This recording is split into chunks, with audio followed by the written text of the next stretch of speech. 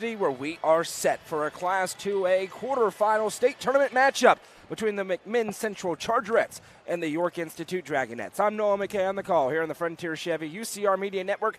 Thrilled to be joined here at the media table by my friend Jacob Vinson, the lovely Madison McKay, producing things for us this morning. An early morning start time and maybe the game of the tournament in this Class 2A. McMinn Central Chargerettes against the York Institute Dragonettes. Tonight's broadcast this morning's broadcast, presented by our friends at Beaty Lumber. And Jacob, as we get into this matchup and look at this from all possible angles, this game may be the game that decides the champion. With a nod to Gatlinburg-Pittman, these three teams feel like the top three teams in the bracket, and for the second straight year, York doesn't get a great draw as they have a tremendous basketball team that they have to face off in the first round of the state tournament. Yeah, I played Westview in this round last year, and it was a 44-42 ball game that Westview won with some controversy at the end of it as well. Reese Beatty thought she got a clean block. They called a foul, and a couple of free throws fell for Westview late in that ball game.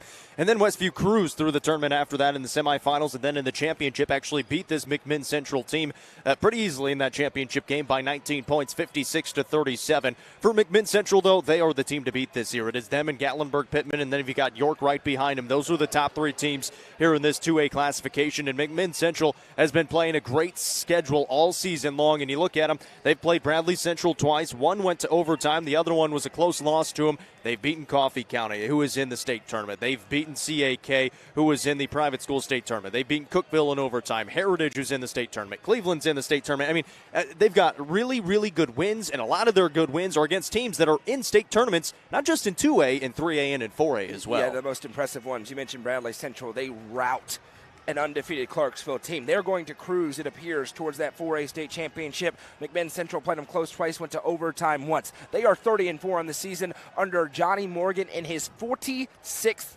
season, 1,073 wins at the helm there for the Chargerettes. On the other hand, the York Institute Dragonettes with a record of 26-5 under head coach Michael Green, third straight trip to the Glass House. They've been here before. They hope that experience puts them forward. The problem is McMinn Central also has that experience, but for all those wins for the Chargerettes, in the grand scheme of things, not a ton of success in this tournament. Only one state championship in those 46 seasons under head coach Johnny Morgan. That tells you the door remains open for York, but make no mistake about it, they know they need a big-time performance this morning out of their Miss Basketball finalist, the Clemson's commit, Reese Beatty. Yeah, Reese Beatty's been having a great season. Of course, we saw her drop 41 points against a very good White County team earlier this year in Sparta in the Frank's Christmas Shootout Championship game. And she may need a performance like that tonight because you're going up against Molly Massengale and Karina Beastry, who are both scoring at 20 points per ball game on the other side for McMinn Central. So Reese Beatty, and we kind of talked about this on the coaches show with Rusty the other day, saying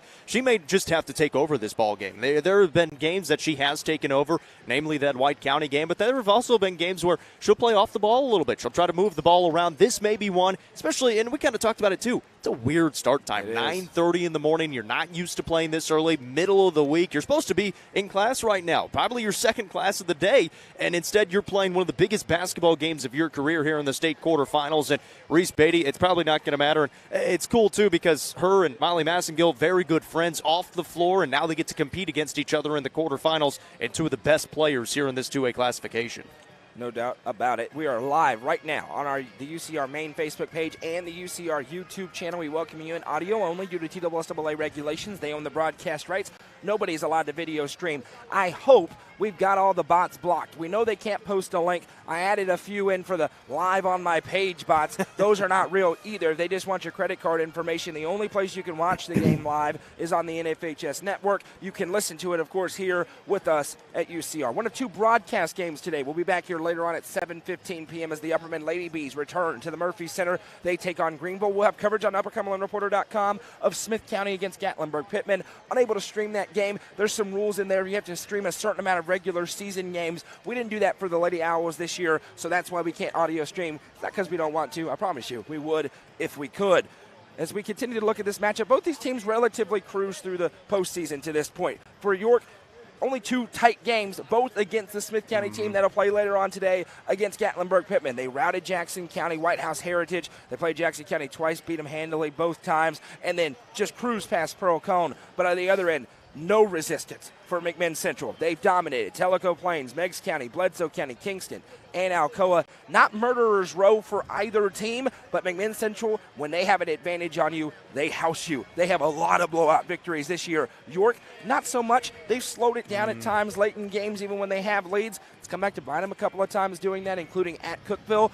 But it's been more lower scoring outputs for a York team versus this McMinn Central team that wants to get out and go. This is similar to what we talked about yesterday with Pickett County and Cloudland. Cloudland, very good defensive ball club. They held teams to 26 points per game, but we also mentioned the schedule wasn't there. York's schedule is there, and they only allow 37 points, make it 35 points per game coming into this one, taking on a McMinn Central offense that is scoring 72 points per game. And their numbers have been really, really good this year offensively. Have scored 70 or more in 20 of their games this season, 90 or more 3 times. They've only been held below 60 just 4 times this year, and they are 2-2. That's going to be the key tonight. Can you hold this McMinn Central offense, I guess I should say this morning, this McMinn Central offense below 60 points and give yourself a better shot at winning this ball game? Because York Institute is going to have to do that offensively. They only score 54 points per game. Now, we know Reese Beaty can go off at any time, but any time that York plays here in the state tournament, it's normally a low-scoring ball game, and that's going to be the key to success tonight for them. We talked about it as well. McMinn Central, very, very good. They do not have a ton of size. Emma Cooper is going to have some good opportunities inside tonight,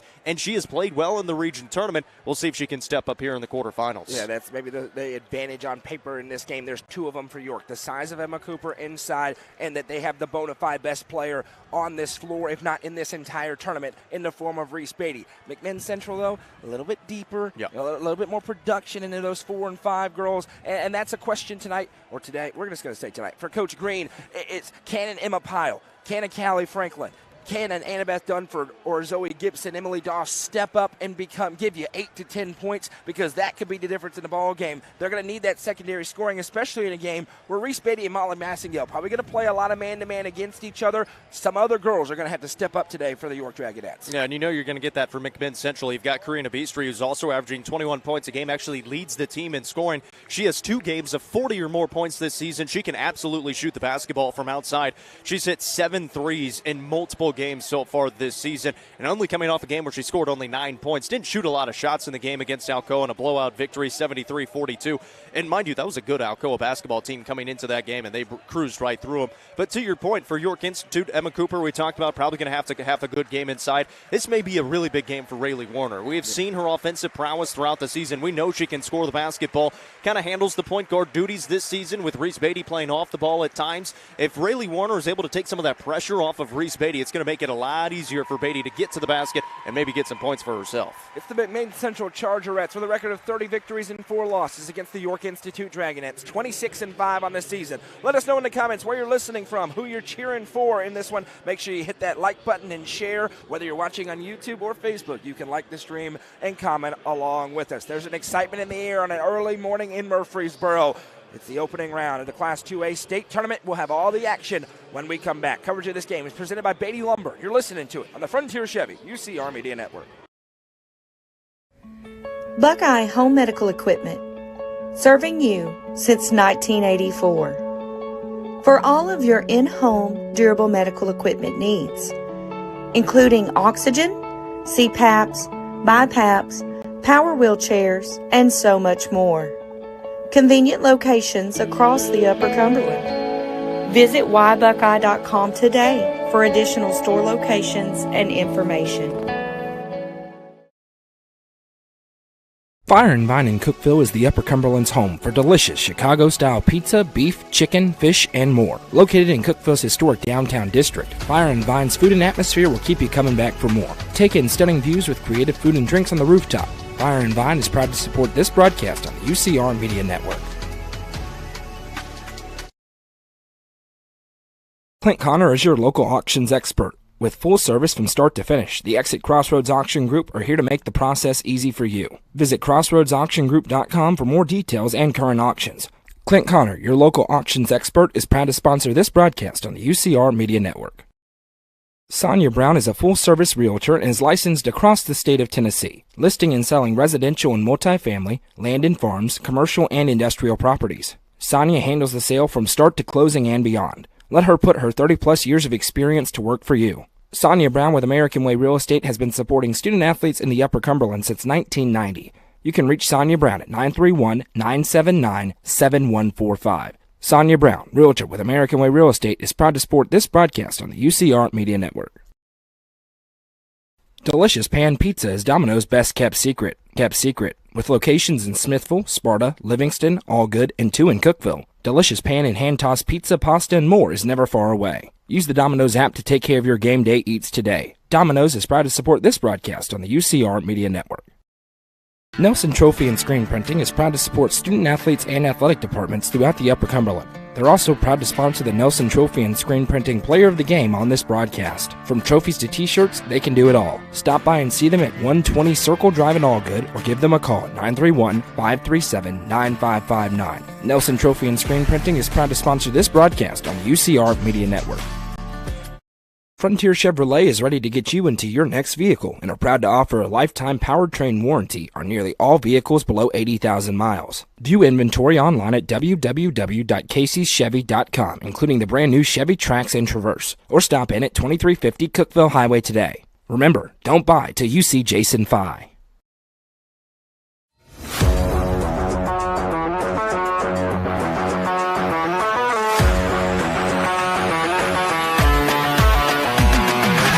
TLT Sports Performance is home to skill-specific training where top athletes learn how to reach their full potential. Visit TLT Sports Performance on Facebook for more information. TLT Sports Performance, where the athletes of tomorrow train today.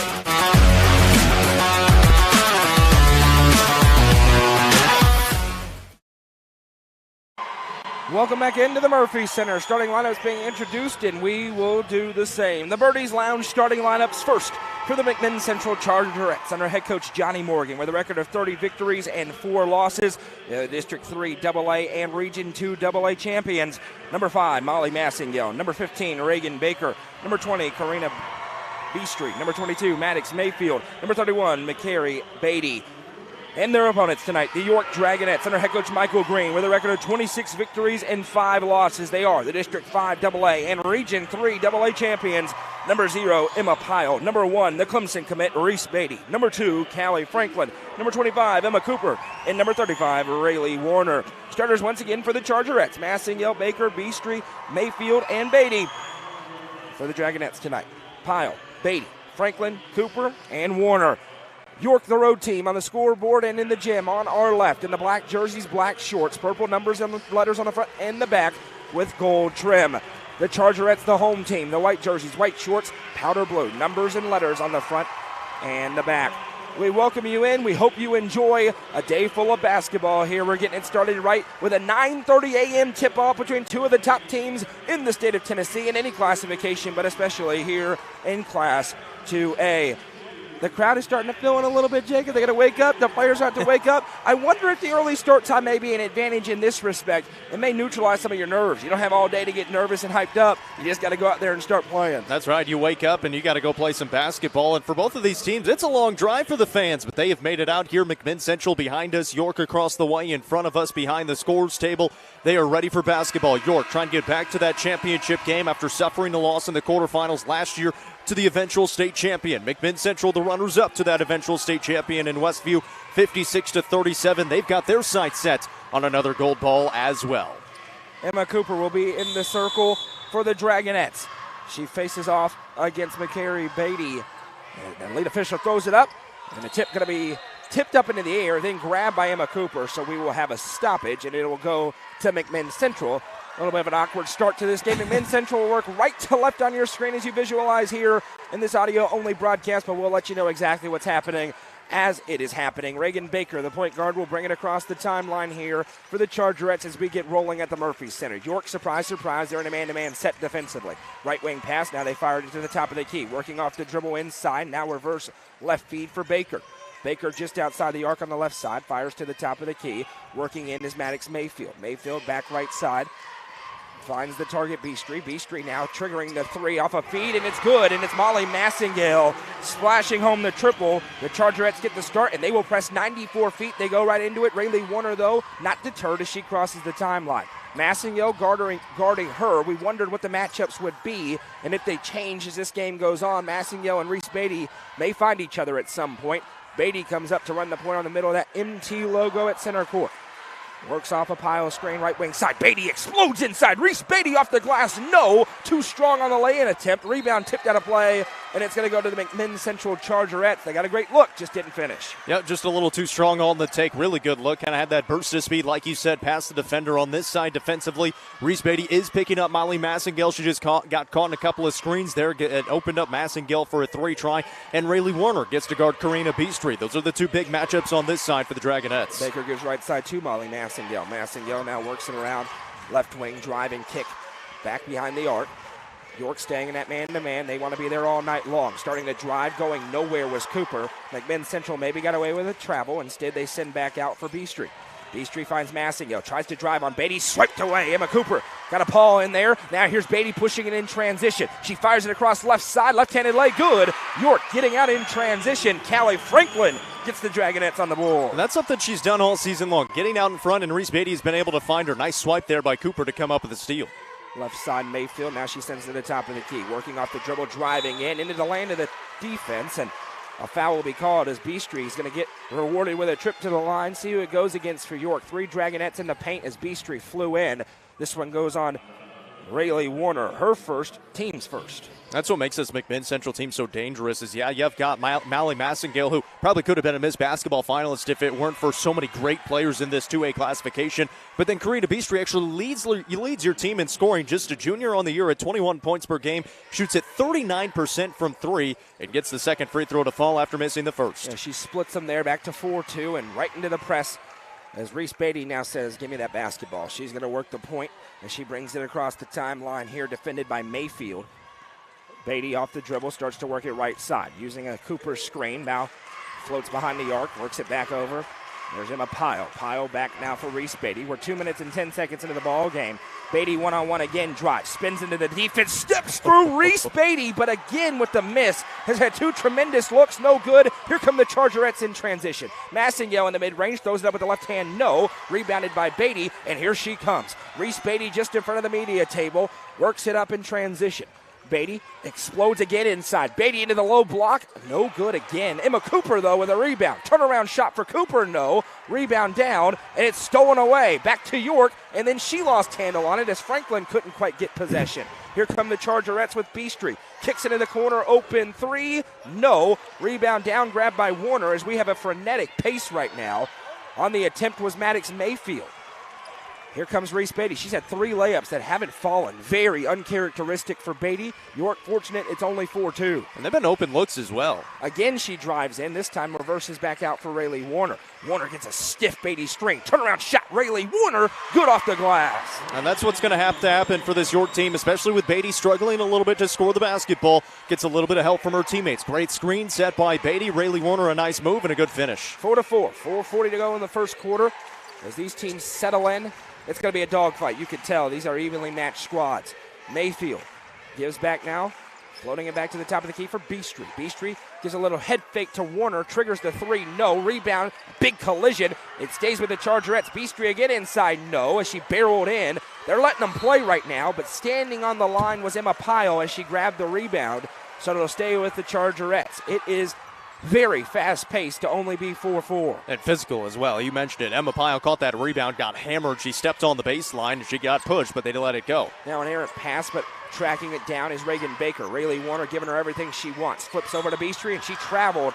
Gave a little shot fake and shuffled the feet. Possession back to York. 4:10 to go in the first. We're tied up at 4. So far, York going to feel pretty good. You imagine Reese Beaty not going to miss layups all night long. They've handled the pressure pretty well. They'll try to do it again here. Well, this is a good York defensive team, and they are showing that here early on. They're getting out on those 3s taken by Beastry. Massengale just got loose for that first one of the game. They know Beastry can shoot it. She's hit 94 threes on the year, just 6 away from 100 on the season.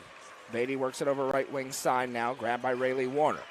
Warner, ball up above her head, puts the dribble down, resets the 5-second clock, now picks up and finds Reese Beaty. Beaty from the top of the circle. Works off a Cooper screen. Again, the drive in. Reese Beaty, left-handed lay. It was the toughest look of the day, and it finally goes through. Clear that Reese Beaty trying to get inside in this first quarter. Really tough left-handed finish that time. Now she's got Massengale on the other side. Now working it back, Beastry from behind the women's college line. Buries the triple.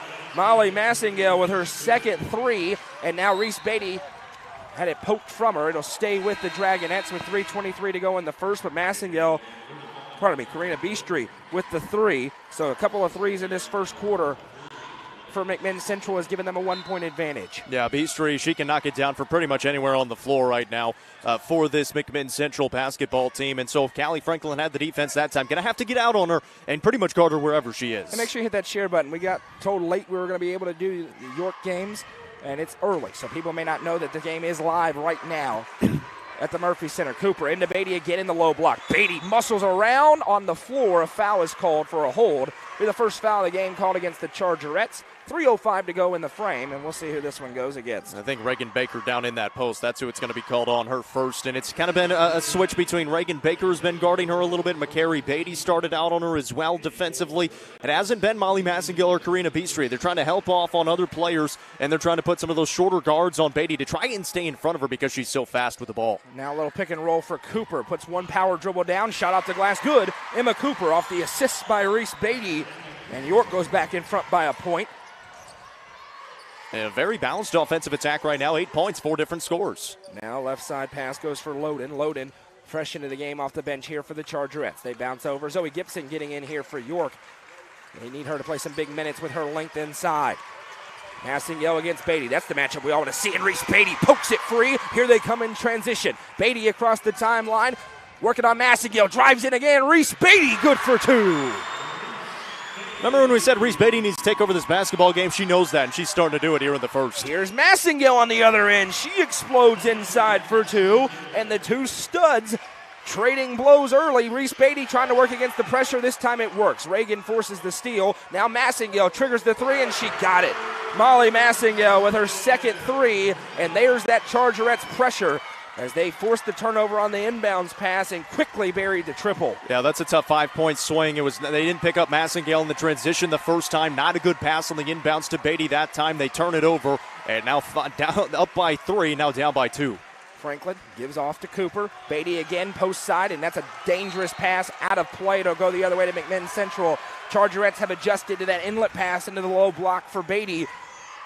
And possession back to them after a couple of back-to-back turnovers. York knows they cannot turn the ball over. They have 3 so far in the first quarter. Well, and just on the last 3 possessions, they're starting to force some of those passes. They were not doing that in the first 6 minutes of the ball game, and now in the last 30 seconds, they've done a little bit of it. Beatty nearly swipes it away. Now there's a loose ball. Reese going to pick it up and push it in ahead. Reese Beatty with numbers if they hurry. Drives inside, picked up defensively. Fadeaway jumper, good. Tough finish for Reese Beatty, and all of a sudden, despite 3 missed layups, she's got 6 points.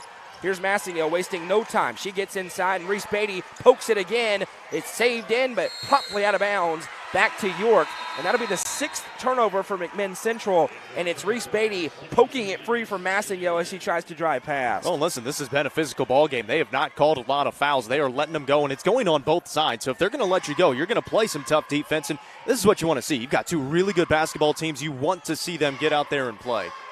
Rayleigh Warner with the basketball here. They get it in. That's the tough part against the press. They really try to deny the inbounds passes, and then it sags off just a little bit.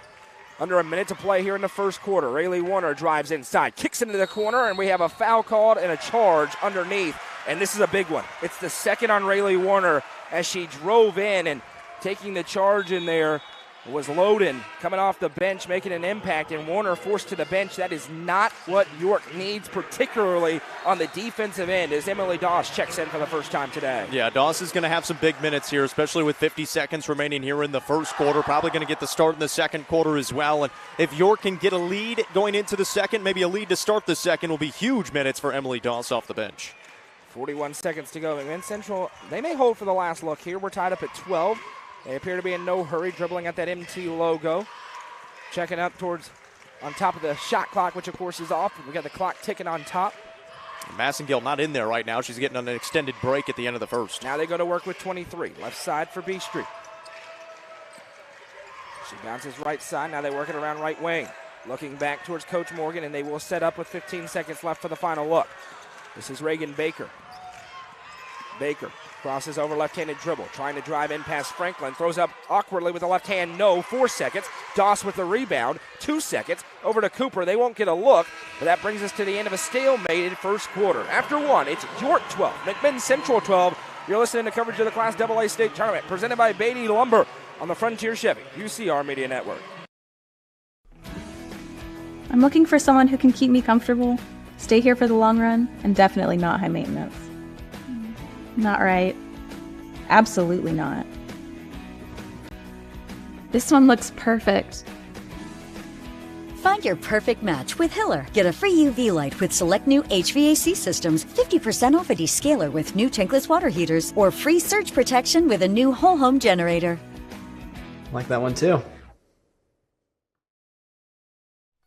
Hone and develop your skills on the court with professional basketball player development from Legacy Athletics. Call 931-303-3356 or follow them on Instagram at legacy_athletics or on Twitter at jwinningham25 for more information today. Legacy Athletics, proud sponsor of this broadcast on the UCR Media Network.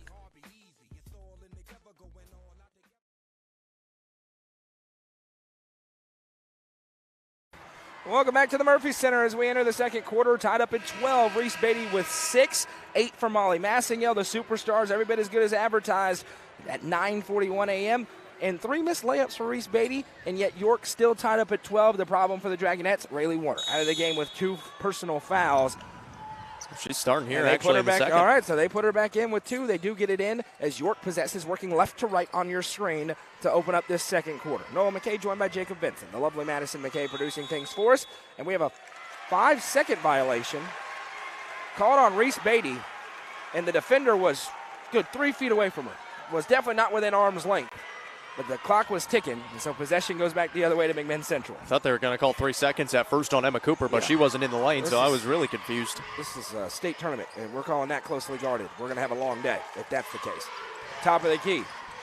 Trying to get backdoor Massingill, but guess who was in the way? Reese Beaty. Massingill now left wing side. Kicks back towards the top of the key for Maddox Mayfield. Back to Massingill on that left wing side. Clock ticking on Massingill. She fires into the low block. Now back out towards the free throw line. Massingill with it, left wing side. Sends back towards the top of the circle, grabbed by Malia Massingill, now right side. Mayfield, top of the key, long 3. That one misses off the front of the rim. Beaty goes up for the rebound and an empty possession for the Chargerettes. Beaty with her eyes up, fires for Franklin. It's tipped though and stolen away. Doesn't work against this Chargerettes team. Now here they come pushing it the other way after the steal. Picking up the dribble, that was Malia Massingill. Now right wing drive inside. There's Beastry again with the finish for 2. Mayfield, they all look the same. They man. do. They got the same. They got the same hairstyle. Maddox Mayfield for 2 rather. And now inside here's York reversing back out Cooper, a 2-point. They all. I'm looking over here as they're checking in. They all have the same hairstyle. It's all blocking their numbers. Yep. So apologies. Right side it goes for Beaty. Beaty one-on-one in the low block again. Spins back out for Warner. Warner, 2 defenders close. She flips it across the paint, and it's tipped out of play. Possession stays with York. Well, and you saw Emma Pyle on the left wing there. She's asking for the basketball because 2 defenders came to Warner, and Emma Pyle, she can shoot it, was wide open on that left wing. They'll have to pay attention to that because if they're going to leave Pyle open, she'll be able to make him pay. Beaty going to inbound here. This is the tough part against this Chargerettes defense. They do get it into Cooper, who drives into the teeth of the defense, steps through, left-handed lay good for Emma Cooper, and we're tied again. Kind of ran into a brick wall and lost the basketball, got it back, and then was able to find the bucket. Here comes the Chargerettes again, pushing the tempo quickly in the corner. Trying to work it back out. Warner there defensively. Now a pass into the teeth of the defense. They reverse left side. Open 3 is up. That one's no good. Attempted by Mayfield. Offensive rebound, though. Swiped by Beaty. Out of play and a foul. Going to be called on Reese Beaty. Her first, team's first. Here with 6 to go in the second. Yeah, they wanted to travel the York fans because there was a lot of movement over there in that right corner by Karina Beastry. Really good defense by Rayleigh Warner, and they didn't get the call. Massingill trying to post up Beaty. She does have a size advantage, but the shot's no good. Well defended. Pyle with a physical rebound. Comes down to Reese Beaty. Beaty pushing the tempo into the half court. Floats back. 5:45 and counting to play. Beaty going to trigger the 3. No good off the back of the iron. Rebound down Massingill, and now she's pushing it with speed. Molly Massingill Euros around Beaty over the head. No. Offensive rebound, and the putback is good, and that time it is Karina Beastry. Yeah, the York fans wanted over the back, but nobody boxed her out. If you don't box her out, she can just go up and get the basketball. That's exactly what she did. She's got some size with her 5'9" frame, and a good rebound, an offensive rebound, and a putback for Karina Beastry, and back up high to her McMinn Central. Warner catches a disrupted pass. Works it over to the top of the key. Rayleigh Warner now off a Cooper's screen. Tries to fire it in. Instead, has to pick up. Now running out of time. Sends out for Franklin. Pressure ratcheting up in the half court for the Chargerettes. Here's Reese Beaty now, working near that MT logo. Going to drive left side. Beaty again into the teeth of the defense. Puts it up. Good. Count it. And one. Reese Beaty with another tough finish inside, and she's going to the line. There's been so many times the initial defender obviously is staying on her, but there's so much help defense that she'll actually spin into the help defense. It looks like she's stuck, somehow finds an open lane, and it may not even be an open lane, but she's Reese Beaty and makes it an open lane and an open bucket, and it goes down, and a foul is called. She'll be at the line for one. Cameron Loden called for the personal. Reese Beaty to the Guffey Law free throw line to try to complete the three-point play. As York looking to regain a narrow lead. Haven't led by more than 2 all night as the free throw is good, or all morning, for Reese Beaty. 9 points so far for the junior and the Dragonette faithful who've made the trip rise to their feet. Now driving inside, Chargerette shot up, nowhere close. Disrupted by Cooper, and it'll go the other way to York, trying to stretch their lead. Cooper did a really good job. Kind of reached in, but she had her hand on top of the basketball. Coach Morgan was asking for either a foul or a tip. Probably could have been a tip, but I think it was pretty good defense by Emma Cooper. Inbounds pass goes to Reese Beaty against the press. Beaty fires it ahead to Franklin, who's wide open and finishes. Reese Beaty puts it on a rope, and Callie Franklin has 4 in the first half. Those two have such great chemistry in the transition. Callie Franklin always running the floor. Little hesitation, a drive, and a foul. Big call here. If it's on Warner, it's her third. I think it is. In the area was Emma Cooper, but I think this is on Rayleigh Warner, and it was a foul. She went up with the shooter, and it is the third personal on Rayleigh Warner, so she'll be forced to the bench for the remainder of the half. Maybe. Nobody to the scorer's table yet. The first free throw is good for Beastry, and they are going to leave her in for now. And they've got her with 3 on the board as well. It's 3. It's dangerous, as that's 2 for 2 for Beastry. Very dangerous now for Rayleigh Warner, who now has a target on her back with 3 fouls and still 4:34 to go in the second quarter. Well, and I get it because this is such a prolific McMinn Central offense. You want one of your best defenders out there, but it is she picks up her 4th. That's really tough. Still 4.5 to play here in the second. They also need her for this as she breaks the press with her ball handling. Now working it back, picking up the dribble is Gibson. She sends back out, driving in Cooper. Cooper crosses over, gets to the low block, turn around inside, and a whistle and a travel. Possession back the other way to McMinn Central, who trail by 2. Yeah, she tried to spin back and took too big of a step, lost her pivot foot into the double team. Good defense by McMinn Central, staying in front, and then the help side came over. It is a tight game so far here in a pivotal one in the Class 2A state tournament. Working over right side is Baker. Baker gives back Massingale. Now into the corner. Beastry again for 3. Good and 1. An opportunity for a 4-point play as Franklin jumped and got into the landing area. Beastry sold it pretty well. Went down easy, and she goes to the line to try to complete a 4-point play, but she can't do that. Franklin jumps right into the landing zone. Beastry now 2 made threes again. She had 94 made threes coming into this game, a 39% three-point shooter, and completes the 4-point play. Huge swing again. There's been a couple of big swings. That's a 4-point one. They had a 5-point one earlier to regain a 2-point lead. The student section starting to chant each other. Probably double the amount of Chargerettes fans here as we're having a discussion. I wonder if it's just to clarify who the foul was on. Yeah, it was definitely a 3. It was definitely a 3. That was a college 3. And it was definitely on Callie Franklin, so it could be a clock issue as well. Not sure exactly. Well, they did have the score different here on the stats. Yeah, they added a point for McMinn Central. They did not give Karina Beastry her second free throw after she went 2 for 2 a couple possessions ago. So they actually did not have a point on the board for McMinn Central. So they made sure they got that up. So McMinn Central actually leads by 3. It's 22-19. It is a 3-point lead, and this is allowing McMinn Central to kind of establish the press with the stoppage as the official says we're ready to go. 3-point game. Here's Beaty trying to get it in. She does find Rayleigh Warner. Warner working away from a potential trap, sends it ahead to Emma Cooper, who establishes in the half court. Cooper with pressure from behind, dribbling it right off her foot. Molly Massingale comes away. Massingale in transition, flips back to Beastry. She's stealing it for 3, but no good. Offensive rebound, and the putback won't go. Another fight for the rebound. Chargerettes have it, and calmly depositing through is Reagan Baker. And yeah, it's timeout time for Michael Green. 5-point McMinn Central lead. Can't let it get much more than that against this press. Now 8 turnovers for the Dragonettes, and we've got a full timeout on the floor, so we'll tell you remind you about our friends at Buckeye Home Medical Equipment. Buckeye Home Medical Equipment with a home office right there in Jamestown and across the Upper Cumberland as well. We appreciate their sponsorship. They want to wish the York Dragonettes good luck tonight or this morning in their game here in the state tournament. And right now, Jacob, York's playing pretty well, but every time they've made a mistake, McMinn Central has capitalized, and that one's going to drive Coach Green crazy because the shortest girl on the floor just got 2 offensive rebounds and a putback. Well, it's an 8-0 run for McMinn Central over the last 57 seconds of gameplay, and a big number as well. New York only had 4 turnovers after the first quarter. They already have 4 here in the second quarter, and that has led to now 11 McMinn Central points in the transition off of the 8 total turnovers. McMinn Central had the majority of the turnovers after the first. They had 6, and they still only have 6. They're taking better care of the basketball. They're forcing turnovers by York, and again, Rayleigh Warner has 3 fouls, and she is staying on the floor here in the first half. Very, very dangerous. If she picks up her 4th, she is out of the game for the foreseeable future. Reese Beaty going to inbound with 3:37 to go in the second quarter. Yeah, not a ton of fouls called either way, but they have been really hurting Rayleigh Warner as she gets the inbound feed here, trying to answer out of the timeout. Warner eyes up the whole way, working on Baker. Now sets up in the half court. Warner fires one, not ready for it. Gibson, but able to tiptoe the line and stay in. Fires that one intended for Cooper. It was tipped. Now there's a fight for it. McMinn Central has it, but saves it right to Cooper. Cooper puts the dribble down.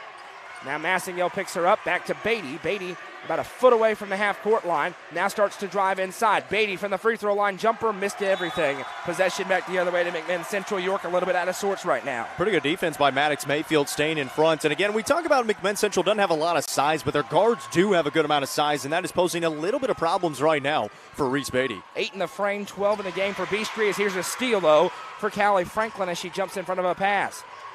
Now Franklin drives left side, floats back out. Crossover move, again a baseline drive. Franklin blocked from behind, though.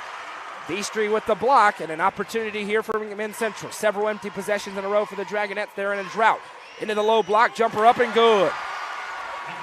McCary Beaty puts it in for 2, and the danger red light blaring for York Institute. They're down by 7 with 2.5 to go in the second. Well, now a 10-0 run for this McMinn Central team. This is what they do. They force you into turnovers, they get points in transition, and then they start to build on that lead. York needs a bucket here. York without a basket in the last 2 minutes plus in this game. Here's Beaty. She drives inside, and she loses it. We're right off her foot, stolen away. Chargerettes pushing it with a ton of speed, and it's going to be an easy left-handed layup, and Mayfield powered it through, and instead it's an and one. Offensive rebound for Molly Massingill. She finishes through the foul and is going to the line to try to complete the three-point play. This one goes on Emma Cooper. It's her first. York's got to be very careful. Down 9 in Massingill, a great free throw shooter, can make it 10. 3 turnovers in the last 2.5 minutes for York. A 12-0 run, possibly 13 with a made free throw here. It has gone from bad to worse here at the end of the first half for the Dragonettes. The good thing is they still have 2:08 remaining here in the second quarter, but Rayleigh Warner and Emma Cooper now out of the ball game. Free throw is no good. Rebounded by Beaty, and there's no way to put it other than this. York needs a bucket, and they need it now. 28-19. Here's Beaty crossing the timeline. Picked up defensively. Goes to work. Now picks up again. Trying to find an outlet. She does so to Franklin. Back to Beaty. 1:50 to go. Beaty off the screen. Crosses over. Beaty into the teeth of the defense. Fires a pass that was tipped. Went right to Pyle. Pyle reverses left side Franklin. Open 3. Too strong. No. Rebound down. And here comes Karina Beastry with a ton of speed. Beastry kicks left side Massingill. Open 3. Got it. Molly Massingill with another 3, and it is a huge Chargerettes run. They're now up 12. 15-0 run right now for the Chargerettes. Cannot afford to have that happen. Cooper got a quick breather. She's back to the table. Here comes Reese Beaty again. Step back jumper. Got it. Reese Beaty with an answer.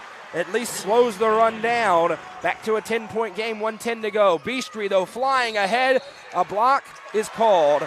It's going to go on Doss as she went down, and Karina Beastry is going to get 2 free throws at the line. So a 15-2 run now. It kind of get a stop here. You need at least a miss here out of Beastry with 68 seconds to play. You feel like if you can get this within 10 points before the half, get a little bit of momentum going into halftime, feel a little bit better in the second half, but this is what this McMinn Central team does. They get out to a lead, and then they do not give up leads. They're a very good defensive team, only allowing 37.5 points per game. It's going to be hard to score on them. already down by 10. Beastry is an 84% free throw shooter, and she calmly deposits the first one through the twine. 1:08 to go in the second, back to an 11-point Chargerettes lead as Cooper checks in for Doss. Yeah, Beastry now 5 of 6 from the charity stripe, has had a great first half. Again, she is the leading scorer for this McMinn Central ball club and has 11 points so far in the contest. Next one up for Beastry is good. 2 for 2, and that 2 for Beaty gets erased as it's back to a 12-point game. Actually has 14 to lead the way. Inbound goes to Beaty. She's double teamed but gets away from it. Beaty eyes up the whole way. Nearly trapped. Somehow finds Pyle. Open corner 3. No good. York can't buy one right now. Rebound down. And again, it's Karina Beastry. And she's pushing it ahead with a ton of speed. 53 seconds. Beastry slowed up at the right wing. Now floats back. And McMinn may hold for the final shot here. But they're in such a rhythm. They have incentive to not. Massingill gets a screen. Beaty works over it. Massingill works it back right side. Now a driving kick back out. This time it's the other Massingill. Now she kicks back. Beastry drives in, throws up the shot. No good. Got her own rebound, though. Another offensive rebound. Beastry with a putback. No. It's tipped back out. McMinn Central has it again. Shot fake. Now a drive in. This is Malia Massingill. No good. Pyle finally grabs the rebound for York, who's getting dominated on the boards in this second quarter. And now Beaty going to walk it up here with 13 seconds to go. 16-8 in the ball game overall, rebounding-wise. It certainly feels that way down here. 6 seconds left for Reese Beaty against Massingill. Charge to drive. Again, a mid-range jumper, and again she hit it. Reese Beaty keeping her team alive as the buzzer sounds, and that brings us to the end of the first half. It was a good start for York, but a slow second quarter puts them behind the 8 ball. After 2, it's McMinn Central 33, York 23 here in this Class 2A quarterfinal round. We'll be back with the Happy Heller halftime show. Coverage of today's game is presented by Beaty Lumber, and it's on the Frontier Chevy UCR Media Network.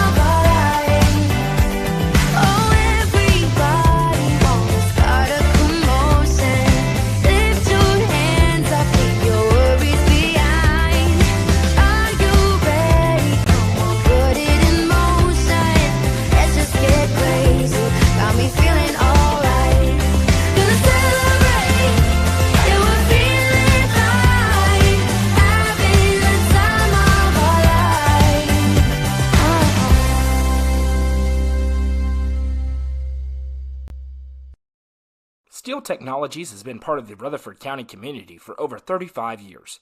Their plants in Murfreesboro and Smyrna include over 150 teammates who process coils, metal sheets, and blanks for customers across North America. Steel Tech's Smyrna and Murfreesboro plants are expanding, and they need teammates to join their team. With openings including machine and forklift operators, truck drivers, and more, they have the position for you with competitive wages and monthly bonus opportunities. For more information and to apply online, scan the QR code on your screen now. Steel Tech is a proud sponsor of this broadcast on the UCR Media Network. Steel Tech. Faith, family, Steel Tech.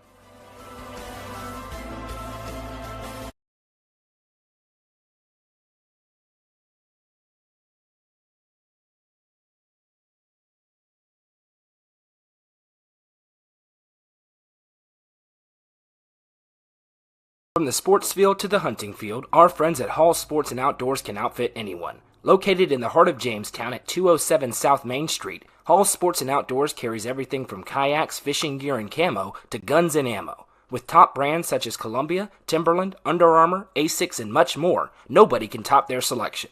Need some custom gear for your team? They also offer uniforms, gear, and custom embroidery. Stop by and see them at 207 South Main Street in Jamestown. Hall Sports and Outdoors, proud sponsor of this broadcast on the UCR Media Network.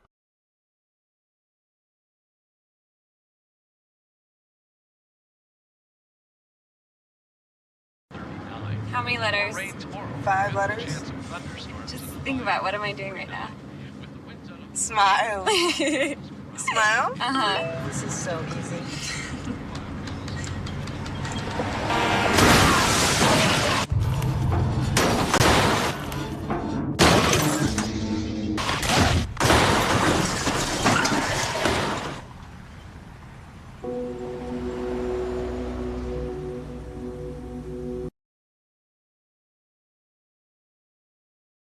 loading the kids in the car, brokering peace in the back seat, mastering the snack handoff without even looking. Why are simple things sometimes so complicated?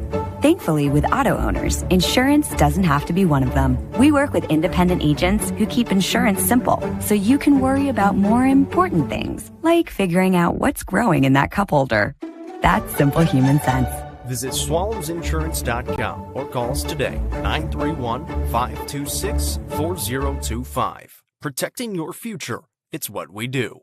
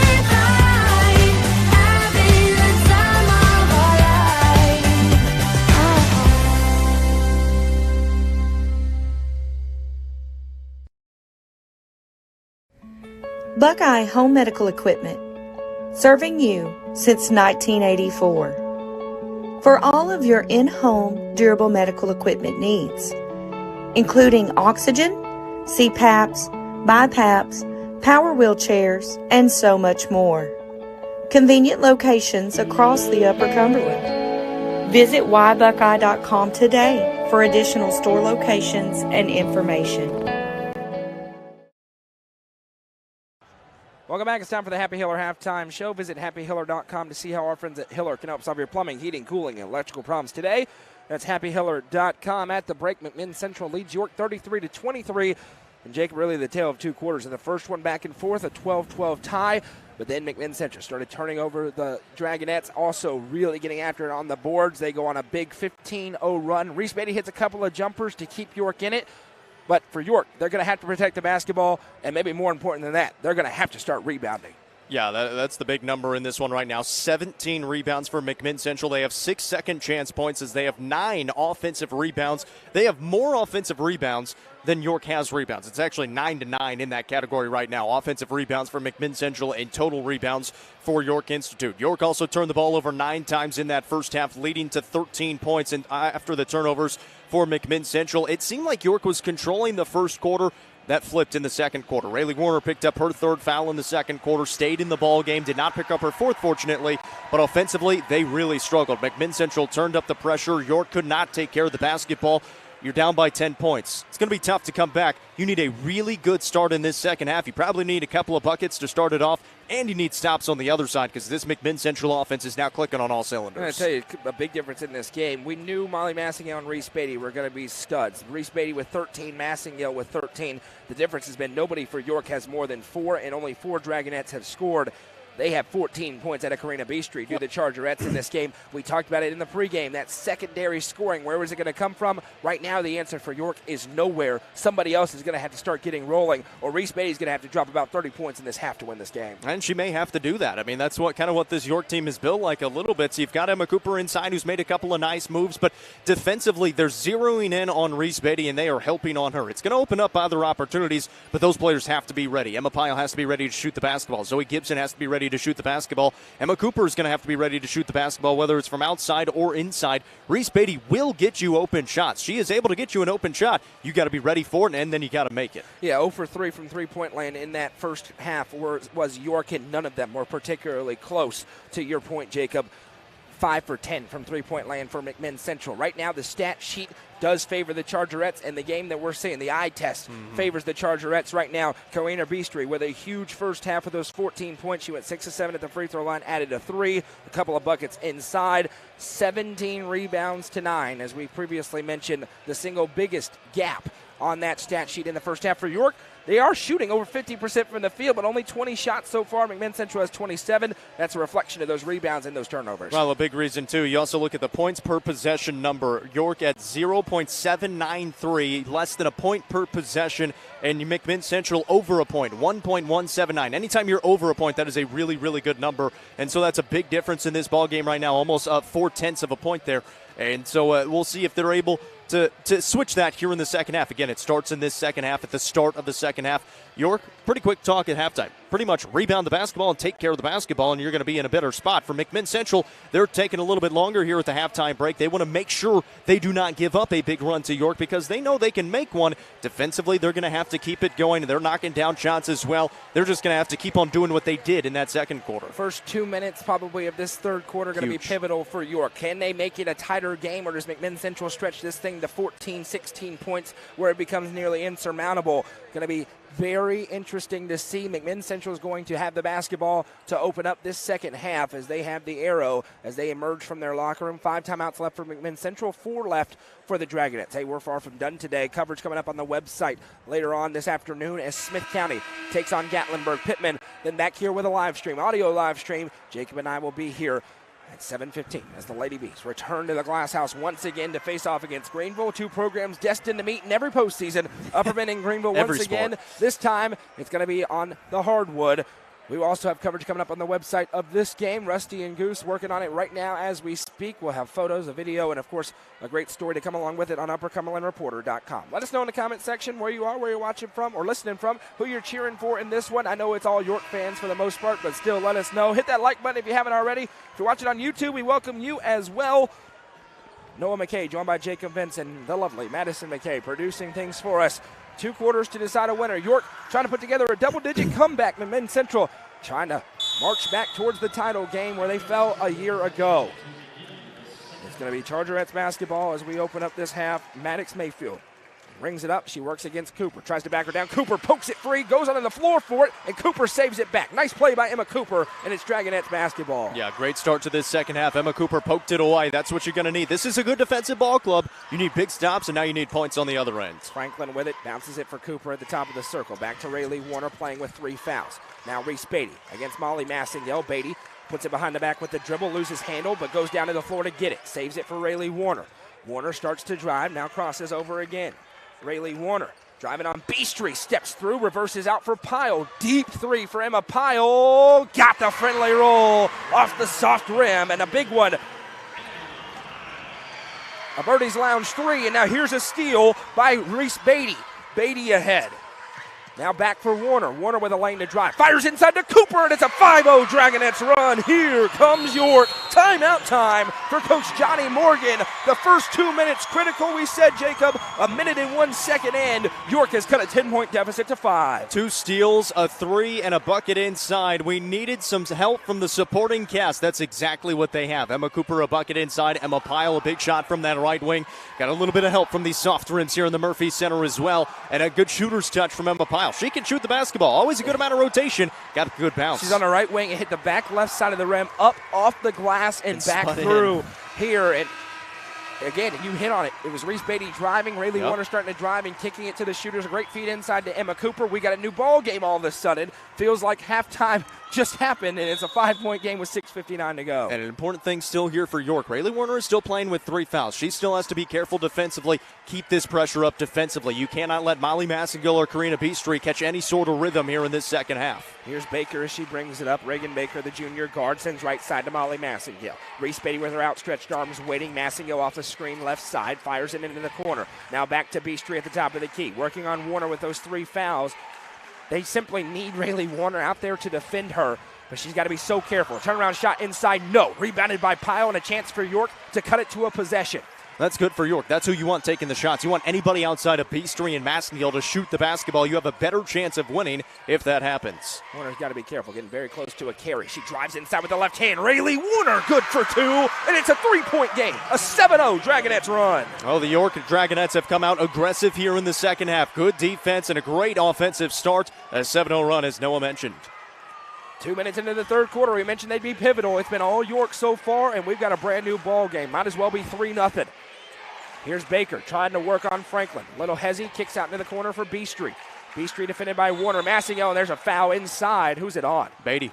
Wow. Reese Trying Beaty. to fight through a screen. Yeah, there was a moving screen that went uncalled. Reese Beaty can't believe it. She's called for her second. It's a bad call. There's no question about it. It was a moving screen. Reese Beaty has a right to defend. Inbounds pass sent over for Beaty. Guarded by Warner. Beaty going to drive one-on-one. Turnaround shot inside. Good. Got the finish. She was trying to get the call, but it didn't matter. She has 16 so far, and there's an answer for McMinn Central. Warner's running out of time. Gets it into Cooper. Now back to Warner. Gut check time for York. Can they answer and keep it tight? Warner with a crossover. Starts to drive inside. Rayleigh Warner, no, but Cooper got the rebound. Turnaround shot. Emma Cooper, good for two. I'll tell you what, I'll give a tip of the cap to the officials because they have let him play ever since the first half here into the second half. They have been consistent. There's been a lot of contact, and they've let it go for the most part. It hasn't been blatant contact, but they've let it go, and they're letting him play. Driving in Baker and running layup, no. Offensive rebound, though. Put back, no, and a foul. This one's going to go on Emma Cooper, her second. And a trip to the line coming here for the Chargerettes. It's going to be McCary Beaty. And you mentioned, though, no Beaty, no Massingill. That's who they want shooting the basketball. Anybody not named those two, they feel like they'll be okay. And at the line is going to be McCary Beaty, a 51% free throw shooter. Only scores at 4 points per ball game. The first one looked like she's a 100% free throw shooter. That one was nothing but net. A little side spin on it, but it works. 5:07 to go in the third quarter. A 4-point lead. It was 10 at halftime for the Chargerettes. Next one up, that one, nothing but net again. 2 for 2 for Beaty. This has been a good response so far from McMinn Central. For York, you got to keep the pressure up. Reese Beaty works through a trap, now numbers if they hurry, which she does. Beaty shielded off by Massingill. Starts to turn around, sends it tough side. Pyle triggers the wing three, got it. Emma Pyle with a Birdie's Lounge three, her second of the quarter, and the Dragonettes are within 2. Big shot by Emma Pyle. I mentioned it. She's going to have open opportunities in the first half. They're finally getting her the basketball, and she's making it count. Jamestown now making their presence felt as they rise to their feet and are making noise. Pressure to the Chargerettes on this possession as this game has tightened significantly very quickly. Beaty steps back, now fires over right side for Baker. Now into the corner. Back out Massingill. Massingill finds Baker. Reagan Baker off the dribble. Drives on Franklin. Throws it up with the left hand. Too strong. No. Rebound down. Tipped out of play, and it's going to York with 4:19 to go in the third. And you can tell they're rebounding the basketball better. They didn't secure that one, but they were able to get to the basketball and at least get it off of a McMinn Central player and out of bounds. That is one thing that they really struggled with in giving up offensive rebounds. Have not done that so far here in the second half. You can live with offensive rebounds. You can't live with uncontested offensive rebounds. That's what was happening in that first half. Reese Beaty in the half court now. Goes to work. Starts to drive. And a foul. Hand check. Yeah, they're being very physical with Reese Beaty. And this one's going to go on Maddox Mayfield. It's just the third foul of the game called on McMinn Central, which gets the sarcastic cheer from the York faithful in attendance. Yeah, it was 7-2 in that first half, and it really didn't seem like it was that bad just because how they have been calling the game, and now that just the third foul in the game called on McMinn Central. Inbound to Beaty at the free throw line. That one working it over right side. Reese Beaty to the spot. Good for 2, and we're tied. It took 4 minutes to erase a 10-point lead, and here we go at the Murphy Center. Left side pass for Beaty. Now Massingill with it. Massingill works it back over right wing. A drive in. Now that one's stolen away. Picked off by Franklin. Now it's a foot race. Kelly Franklin with the defender there. No. Warner for the putback. No good again. Rebound tipped. Ricochets out. Massingill with it. Here comes the Chargerettes in transition. Massingill. Euros. Left hand. No. Rebounded by Pyle. Wow. York had 2 open layups to try and take the lead. They missed them, but they get back in transition. 3:23 to go. If you thought I was talking fast, it's because they were moving really fast.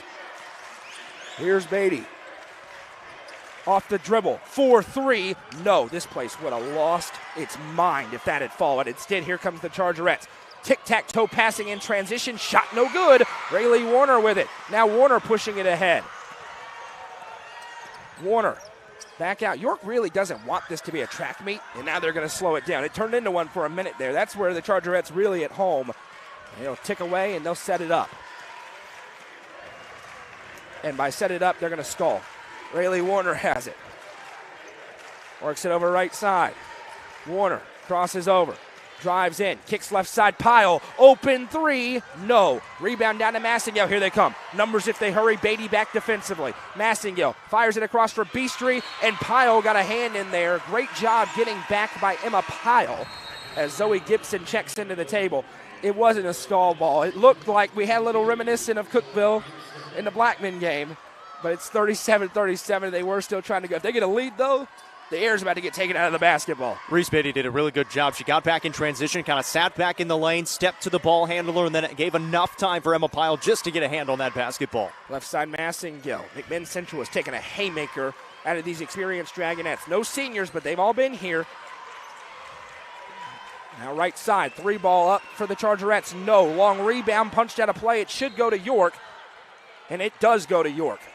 2:09 to go in the third. We're tied up at 37. And again, McMinn Central almost came up with it, but it was a long rebound, and they had two box outs on the wing. So those were the good box outs. It was just a player from underneath. Again, you can live with that. And not an uncontested offensive rebound. Goes out of bounds, and York has it, struggling to get it in. Rayleigh Warner, 5-second violation. They double-teamed Reese Beaty, and nobody else was down on that side of the floor to try and help her to get the ball. So a break for the Chargerettes. There were two defenders there, and nobody in black and gold outside of Reese Beaty. Nothing they could do with that. Rayleigh Warner helpless on that one. Massengill triggers the three, and she buried it off the dribble. Molly Massengill with her third triple of the game, and it's back to a three-point McMinn Central lead. Quickly ahead, though. Inside Gibson puts it up, blocked. Massengill swats it away, and it's going to stay with York. Yeah, Reese Beaty's not the only Division I player here on this court tonight. Massengale going to Wofford next year, already a signee. Karina Beastry being looked at by a few Division I programs. Timeout going to be taken by Michael Green, a 30-second timeout. Yeah, you know, Massengale and Reese Beaty, really good friends. They play travel ball together. They're going to be close to each other in college. When Reese goes off to play at Clemson, and Molly Massengale, as a senior, going to go play at Wofford. But here, 1:54 to go in the third. It's York basketball. They trail by 3, and you got to tip your cap to them, Jacob. They came out ready to play in the second half. Easily could have laid down after a 15-0 McMinn Central run, but they don't want to allow that deficit to grow again. Each possession when you're trailing matters more and more. 14-7 start to this third quarter. They are 0 of their last 5, so they've had chances to take a lead. You remember that kind of frenetic back and forth. They had a chance to take a lead with a bucket inside, could not get it to go, and now a bucket on the other end for McMinn Central. Chargerettes have done a good job weathering that storm, but for York, you have to keep that pressure up. You cannot let McMinn Central get out back to a 5, even a 6-7 point lead. Rayleigh Warner going to inbound. These are the toughest plays against this Chargerettes defense. She fires over the top. Pyle goes up to grab. Now hands off for Reese Beaty. She sets up with 1:50 to go. Beaty looking at the defender. Crosses over. There goes Reese. Driving in. Now flips back to Warner. Thought about the 3. Bump. We play on. Warner floats back. Reese Beaty wants it. She has it on the left wing side. Now Beaty against Massengill. Goes to work. Drives into the low block. The double team arrives, so she spins back. Beaty now into the teeth of the defense. Tries to step through. Does bounce back for Warner. Rayleigh Warner now off the drive. Nice crossover move. Kicks left side. Emma Cooper lines up the 3. No. Rebounded by Emma Pyle, though, on the weak side. Back out. Second chance here for York. It goes back for Beaty. It was a good look for Cooper. Just didn't fall out of the corner. York working right to left on your screen as you visualize it. Nearing 60 seconds to play in the quarter. Pyle. It's intense right now.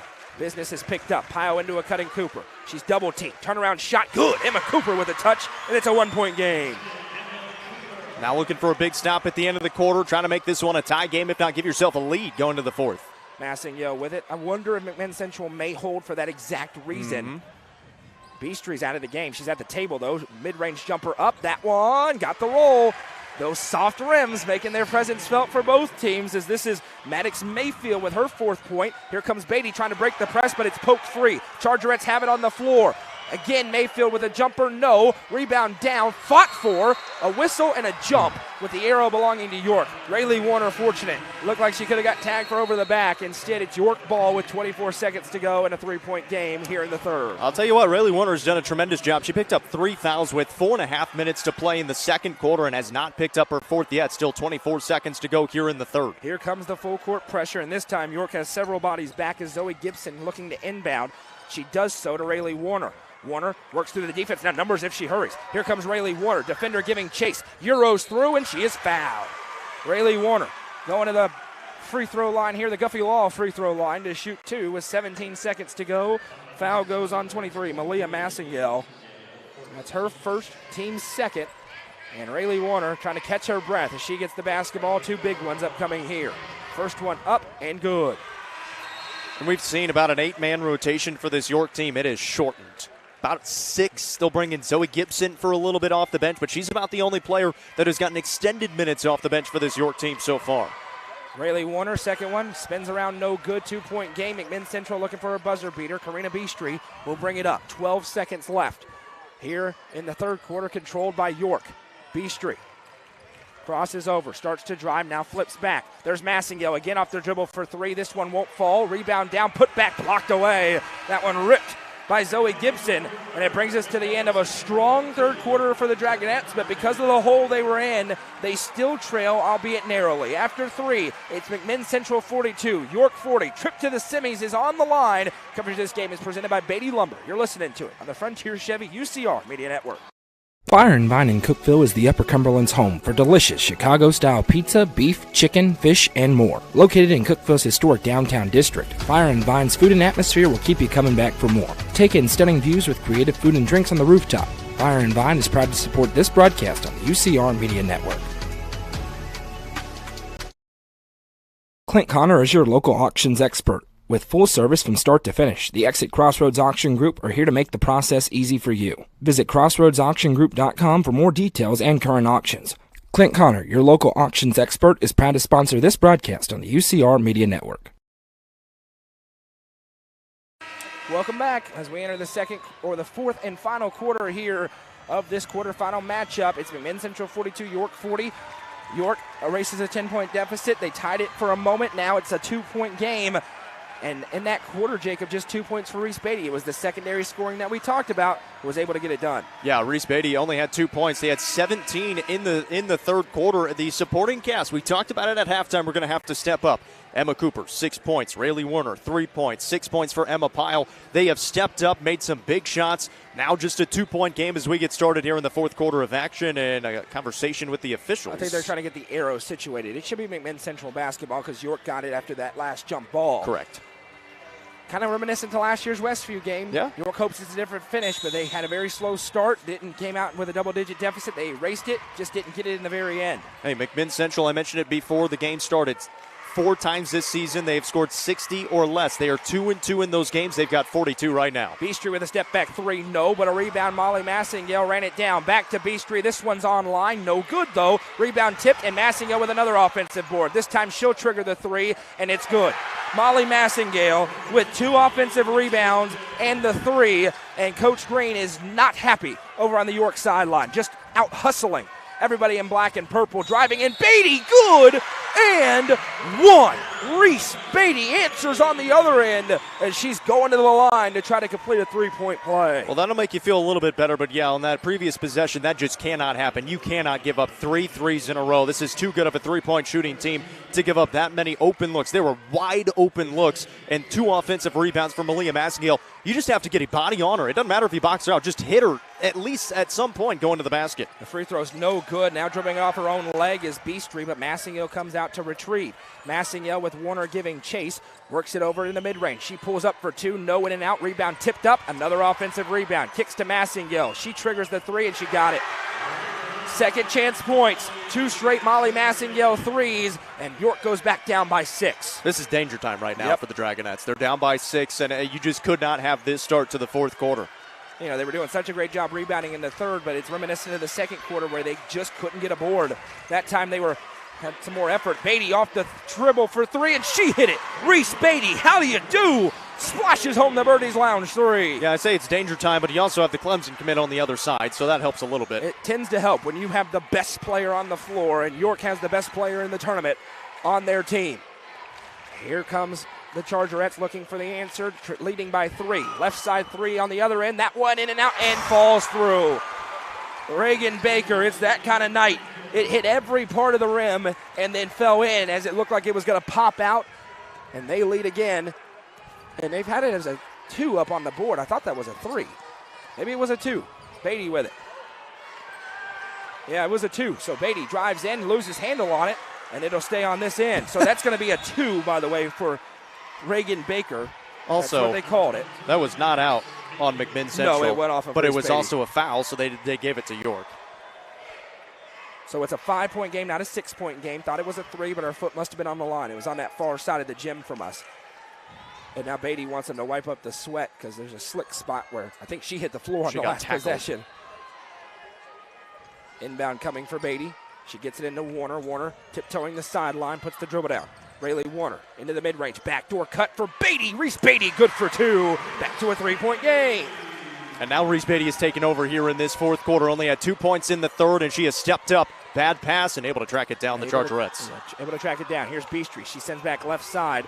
They're trying to trigger the 3 and put some daggers in here, but York keeps answering with Reese Beaty. Massingill drives in, loses handle on it. Beaty got a hand in there. Warner with it on the floor. Rayleigh Warner not tied up, gets it over to Pyle. Now numbers if they hurry for York. Here comes Reese Beaty in a 3-point game. The trap arrives for Beaty. Crosses over, drives in and a foul. She got held, no question about it. That one's going to be called on Reagan Baker. It'll be her second, team's second. She's upset about it, but that one was clear as day, and a good job by the far side official to see it. Timeout called by Michael Green. Again, credit to York here, Jacob, as we'll stay through it. Credit to York. Couple of haymakers thrown. Massingill raining into 3s. They answer back, and it's all on the back of their junior point guard. Reese Beaty with 7 in the frame. She's got 22 tonight. Well, listen, she knows this is probably going to be their toughest game of the tournament until the championship. This is the other best team other than Gatlinburg-Pittman in the tournament. These are 2 of the top teams in the tournament. Very similar to last year. They know how that felt. That was the championship game in the quarterfinals, and it probably should have gone a little bit differently at the end of it, albeit Westview was a very good basketball team, had the best player in the tournament last year, but now Reese Beaty is the best player in the tournament this year. She is trying to lead her team to victory. She doesn't want this season to end exactly the same as it did last year. Reese Beaty starting to go into takeover mode. If you were ever going to hit share on a stream, right now is the time. It's early. It's 10:30. Some people may not know there's basketball being played, but there's a really good game happening, and these two teams do not appear to be fazed by the early start. They are giving it 110% here in the state tournament. Make sure you like the stream if you haven't already. We welcome you in here to the Murphy Center. Still 5:26 to go in the ball game, and it's a 3-point game. York trails with the basketball out of the timeout. An important note as well, 3-point game right now. McMinn Central 1-1 in overtime this season. They beat Cookeville in a win. They lost to Bradley Central. York Institute 0-2 in overtime. Cookeville and Gatlinburg-Pittman, the first game of the season, GP. Now Reese Beaty off the dribble from the free throw line. Good, Reese Beaty. Cook it. 9 points already in the opening 2 minutes and 40 seconds of the fourth quarter. But here's Molly Massingill. She's also in her bag. Kicks over right side, the drive in, and a foul as Emma Cooper. She was definitely in the way on the block. They've let it go some tonight, but she picks up her third personal. I got no problem with that one. Yeah, there was Maddox Mayfield who had that first step, got to the spot initially, just a little bit late by Emma Cooper on that slide over, trying to cut her off from the baseline, and Cooper picks up her third. Baseline inbound coming here, so now Cooper and Warner with 3 fouls apiece. They'll have to be fairly careful. Massingill, and she's fouled. Emma Pyle way too aggressive up there as Massingill was trying to work around. That's going to be the second team foul, but just the first on Emma Pyle. It was initially a good hedge. You can get that first bump, but then you got to back off after that. You got to let the initial defender get back in there, which it was Reese Beaty. For Pyle, like you said, just her first foul, so it's not too big of a deal. Reagan Baker with it here. Rayleigh Warner with her arms outstretched, waiting. Nervous energy now in a 1-point game. That 5-second clock is ticking, and they don't call it. They kick it in the corner instead for Massingill. It's a good 5.5, 6 seconds, closely guarded. Now they work it back Baker. She sends it over right wing side. Here's Beastry. Massingill tracked everywhere. Reese Beaty fought through about 3 screens away from the ball. Now they swing it over into the corner left side. 4:35 to go. Back out Beastry. Beastry reverses floor. Finds Baker. Baker now to Massingill on the right wing. Here comes the trap. Warner arrives to help Beaty. Now trying to step through. Working into the mid-range. Driving in low block. Shot no. Rebounded by Cooper. Maddox Mayfield on the attempt. York trails by 1 with the basketball. Here comes Reese Beaty. She splits the defenders with ease. Here comes Beaty ahead. Beaty over to Franklin, and York in front by a point. How about this comeback from the Dragonettes? Down by 10 at halftime to one of the best teams in the state, now up by 1. Callie Franklin with the bucket off a great feed, but here comes Beastry. She sends over to the corner. 3-ball up and a foul as Pyle went flying in and connected. The shot didn't fall, but Cameron Loden going to go to the line to shoot 3, and that's one that York's going to want to have back. You just can't have it. Cameron Lone is a 21% three-point shooter, has not scored that many points this season. You let her shoot the basketball, and then you get the rebound afterwards. If it goes in, tip of the cap, but you cannot have that foul. First one up for Loden is good. Yeah, that's one you just can't have. To your point, Loden's first free throw, good. Ties the game up. We're just past the midway point of the quarter. The second one is no good. Yeah, the good thing is she's only a 65% free throw shooter. And a fun note, MTSU, some of their basketball players, the men's basketball players, are coming out and sitting behind the McMinn Central bench, taking in a little bit of this one before their practice, it appears. Zoe Gibson back in here as the next free throw is good. Loden goes 2 for 3. McMinn Central back in front by a point. Here comes the press, and now it's going to be Reese Beaty to inbound this basketball. She gets it into Warner. Warner with a crossover. Now she starts to drive up.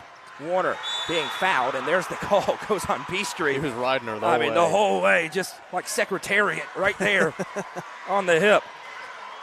Just her first, though. That's the thing for McMinn Central. They've got fouls to give. Reagan Baker is the only player with more than one. Beaty going to inbound from next to her bench now. 1 point game, 52-51. That's the third team foul going against McMinn Central. She bounces in here for Cooper. Cooper got a hold. Now she hands off for Reese Beaty. There goes Reese. 1-on-1. Goes to work. Gets a screen left side. Beaty, the defense arrives with the trap, and it works. They force the steal, and here they come the other way. Chargerettes looking to extend the lead. Massingale swiped out of her hands. Rayleigh Warner, and it went off her knee, and it'll go back to York. Great play by Rayleigh Warner. I mean, that was such a good job by Rayleigh Warner because she was also in danger of picking up her fourth foul. Swiped cleanly down on the basketball, went off of Massingale's knee and out of bounds last. Tremendous play. Rayleigh Warner has done an unbelievable job in this game after picking up 3 early fouls. This one's tipped out of play. It'll stay with York. She is not fouled again. 4:35 to go. In the second quarter, she picked up her third. Coach Green trusted her out there, and she has not fouled since then.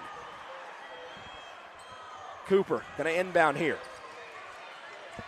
Running out of time, does get it to Beaty with a head of steam. There goes Beaty. She splits 3 defenders. Reese Beaty behind the back. Beaty spins inside. Reese Beaty, are you kidding me? Good for 2.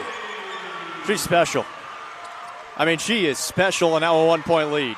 Massingale sends it over to B Street. Now back to her on the give and go, and a foul.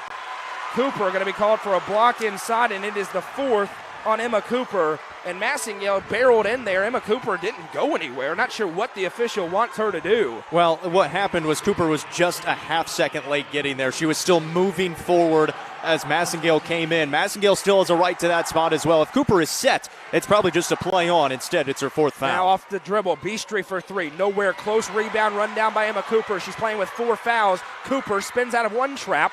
Now bounces back to Warner. They got to go. Ahead to Beaty. 3:03 to go. Beaty does cross the timeline. Now it's poked out of her hands. It'll stay with them. Beaty can't believe there wasn't a reach-in called as Loden got a hand in there. And nobody in the gym is super pleased with the way this one's been officiated so far. It's just pretty typical in a state tournament. I mean, she's dribbling with her right hand, and the defender goes with her right hand across her body. It's a reach. 9 times out of 10, that's called a foul. It's a reach, no question about it. Inbound coming in here for Cooper. She finds Beaty. And York may be wise to hold. They've done it all year, and now it makes sense. Yeah. 1 point lead Absolutely. with 2:50 to go. Beaty goes to work against the pressure. Drives it. She's going to pull up in the mid-range. Good! Reese Beaty has been ridiculous in this 4th quarter. And she is the only player that should be shooting the basketball for the Dragonettes right now. 3-point lead. Now Massingale is fouled, and Emma Cooper just picked up her 5th, and it was outside the 3-point arc. And now her day will be done. That is one you just couldn't have if you're a York Dragonettes fan, because now she's been a huge presence in the rebounding department. And back into the game, big pressure now on Zoe Gibson as she returns to the table. Cooper, and it was a reach. There's no question about it. It was a foul. Well, she wasn't even the primary defender either. She was coming from the help side. She just did not need it. She saw the basketball go out for a split second, went for the steal, and could not get there as Massingale reeled it back in. She just needed to step off, be in that help side, and just be there for her primary defender. McMinn Central into the bonus. Massingale, a 78% free throw shooter, misses the first. Big one there. York guaranteed at least a 2-point lead after this free throw. That's also the 15th foul on York, so you mentioned it, into the bonus for the final 2:35. She rattles the second one home. Massingale with 7 in the quarter. She's got 23 in the game. And now Reese Beaty going to bring it in. And a whistle. 5-second call. That was quick. 5 seconds called against York. Reese Beaty tries to go over there and let the ball drop before the 5-second call starts, but they actually started it as he passed the basketball before she even touched it. Reese Beaty, or as a timeout is called here on the floor by Johnny Morgan, a full timeout for McMinn Central. 2:35 to go in the ball game. Stick around post-game. Let the Bilbrey Entertainment post-game show go through the scoring, and of course have the Nelson Trophy and screen printing player of the game. McMinn Central basketball, 2:35 to go. They trail 55-53. York has erased a 10-point halftime deficit to take this lead. McMinn Central is in the bonus. They have one foul to give defensively. York has the possession arrow. 2 timeouts left for Michael Green. 3 left for Johnny Morgan. Rusty texting us saying, in what world was that 5 seconds? In no world was that 5 seconds. It was 3 seconds. It was super quick. But York has had a few of those plays here in the last few possessions. The foul on the 3-point shot, it ended up being 2 made free throws by Loden.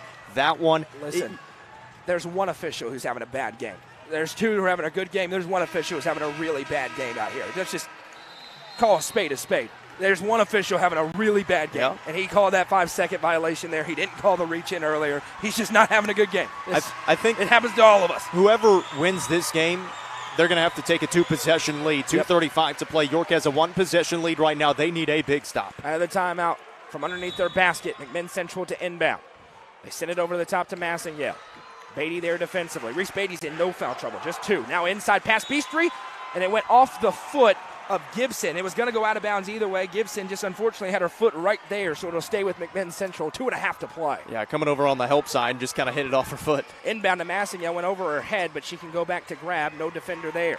Massingale flips back. Here's Beastry trying to drive inside, and a foul is called. It's going to go on Franklin. It'll be her second. And 2 upcoming here for Karina Beastry at the line with 2:22 to go. The whistle is getting tighter here down the stretch. A lot tighter. Yeah, it's a lot tighter. They were letting them go in the first 3 quarters. It is very much tightened up here in the fourth. And now Beastry, an 84% free throw shooter, the best on the team. And she makes the first with ease. Karina Beastry just 3 points in the second half after having 14 in the first. York's done a good job against her defensively. 13 points in the quarter, though, for Reese Beaty. We got a tie game as Karina Beastry goes 2 for 2. Now Pyle inbounds it for Rayleigh Warner against the press. Warner creates the space. Here comes Rayleigh Warner. Behind the back dribble. It went right over to Pyle after she lost it. Now back to Beaty. 2:13 to go. We're tied at 55. Buckle your seatbelts, ladies and gentlemen. If your popcorn isn't already ready, go get it ready at 10:37 a.m. on a Thursday morning. Here's Beaty. 1:59 to go. Here comes the pressure. Beaty off the dribble. Puts it behind the back. Step back 3. No, rebound down, and it's grabbed by the Chargerettes. Baker with it, 1:45 to go. Step back 3 for Beaty, hit a couple of parts of the rim before rattling away, no good. Here comes McMinn Central looking to regain the lead. Mayfield with it. She drives inside. Mayfield throws up the shot. No, disrupted by Gibson. Fight for the rebound. Big collision, and it goes to Beaty. Reese Beaty with 3 Chargerettes looking at her. Turns up the Jets. Splits the defense with a right-handed dribble. Now barrels in. Beaty is down and injured. Franklin has the basketball, and Coach Green calls timeout. It's a great timeout by the head coach in Jamestown. As Reese Beaty is okay back to her feet, we had a massive collision underneath the basket over here. Reese Beaty with a huge collision over here. They let both of them go. Probably could have been a foul on both teams, and it's going to be York basketball out of this timeout with 1:22 to go. Yeah, I think you're right. I think that's why they let it go, because there was so much contact from both sides, and it was kind of a 50-50 ball in both situations. Beaty did not really have possession of the basketball. It was a little bit out in front of her. The McMinn Central player kind of fell down in front of her and then took her legs out in the process. So that's kind of why they let that one go. Fortunately, it goes into the hands of Callie Franklin, and York gets the timeout. Massive possession here for the Dragonettes. Get the basketball to number 1 and let her go to work. 1:22 to go in the ball game. It's 55-55. McMinn Central has 1 foul left to give. York with 1 timeout remaining. McMinn Central has 3. The possession arrow belongs to York. It's going to be an inbound from the baseline here for Rayleigh Warner. She sends it in for Beaty, who goes back to grab. Massingale there defensively. Beaty now, as it's switched off, Loden. This is the switch you want. Absolutely. Loden guarding Beaty. Now Beaty gives off to Rayleigh Warner. 1:12 to go. Warner. Beastry there defensively. Warner crossing over. Picks up her dribble. Now running out of time. Finds Reese Beaty on the baseline. Beaty drives baseline to the spot. Reese Beaty for the lead. Good. Beaty cooking. Here comes Massingale the other way. 53 seconds. Back over Baker. York with a 2-point lead. McMinn Central, they can really shoot the 3 ball. Baker sends left side Massingale. She's going to trigger the contested 3 and air ball. Rebound tipped out of play, and it was last touched by Callie Franklin. So it'll stay on this end, a break for the Chargerettes. Reese Beaty has 15 points here in the fourth quarter. She has 30 on the ball game. Now off the dribble, working back Beastry, 35 seconds. Beastry with it again. Callie Franklin has the task defensively. Beastry, shoulder checks, now drives as the double arrives. They work it left side Baker, 25 seconds, timeout Johnny Morgan, and we will catch our breath for a moment.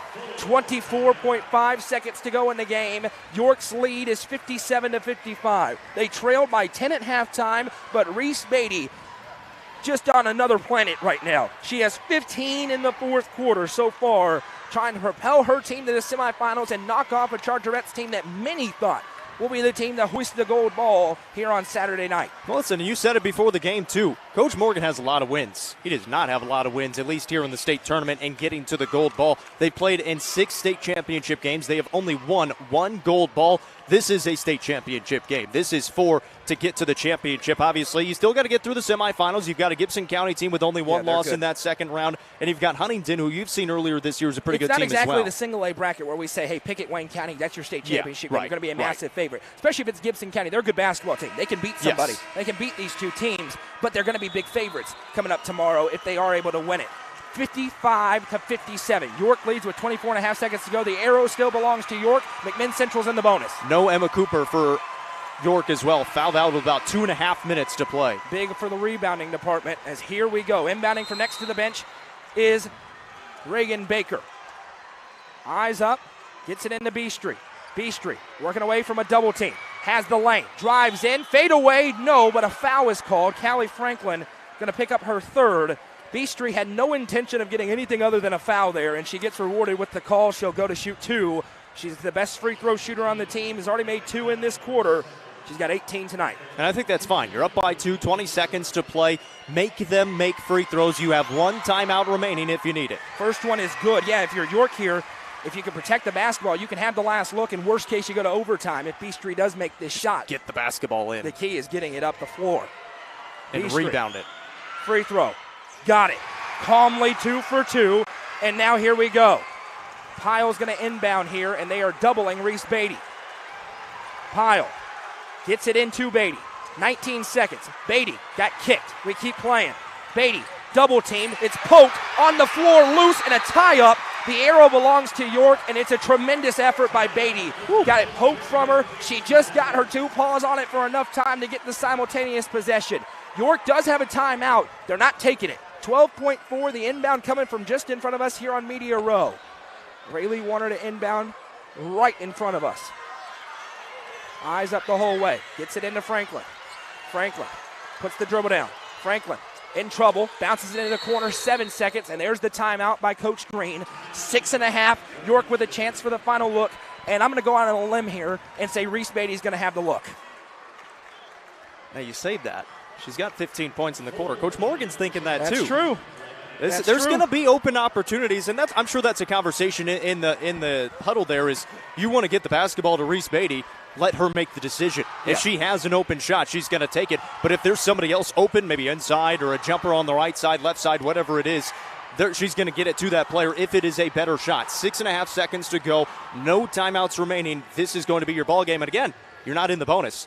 McMinn Central has 1 foul to give. They could absolutely foul, and you probably should foul here with about 6.5 seconds to play. 57-57. York out of timeouts. McMinn Central has 2 remaining. The Chargerettes have a foul to give. They're in the bonus on the other end. The possession arrow has flipped, and it belongs to McMinn Central. York hopes that worst case they're going to overtime here.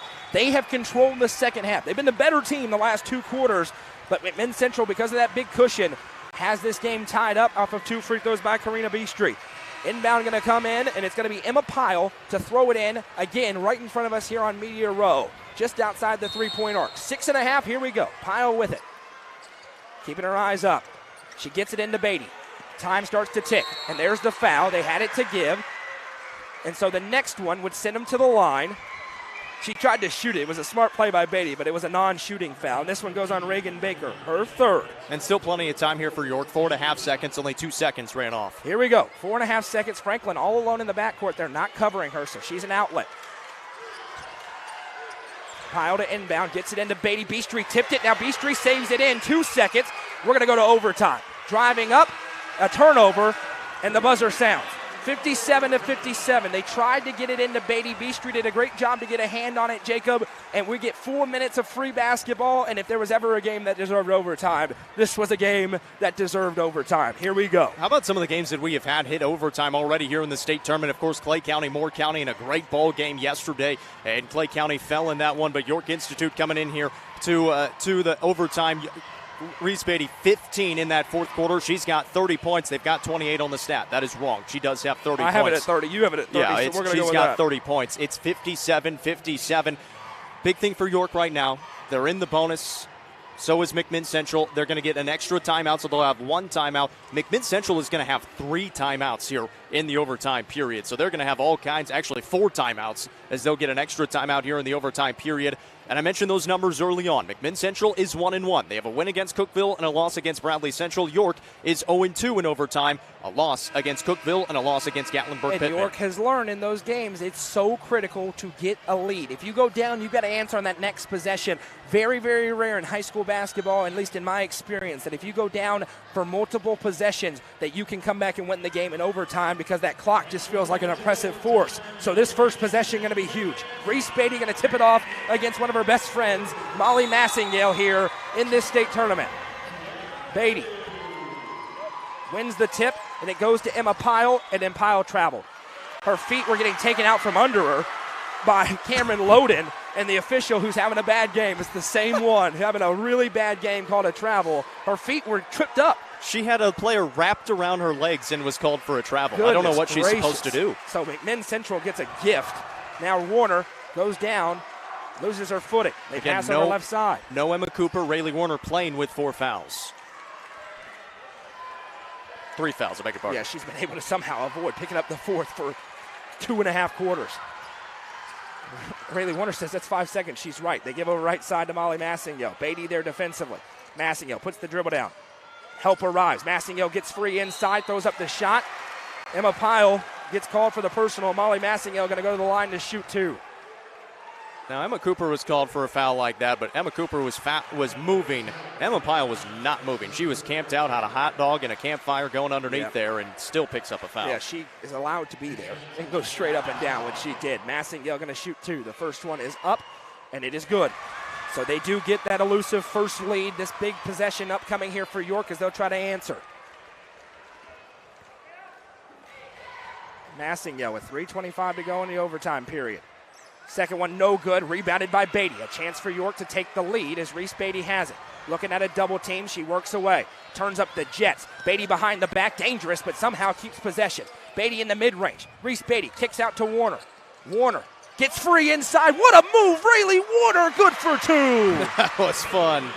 I mean, that was really, really good from Rayleigh Warner. So York does get the lead back. It's just 1, though. Pressure back to McMinn Central as they try to answer here in this rally back and forth. 2:56 to go. They bounce it over right wing side. Now back out Massingale. She loves to shoot off the dribble. She kicks over left side instead, this time for Reagan Baker. Here's Beastry. Beastry to Massingale. Beaty there defensively, now right corner. 2:40 to go. Now Baker. Massingale flashes off a screen, but Beaty stays with her. Beastry in the corner.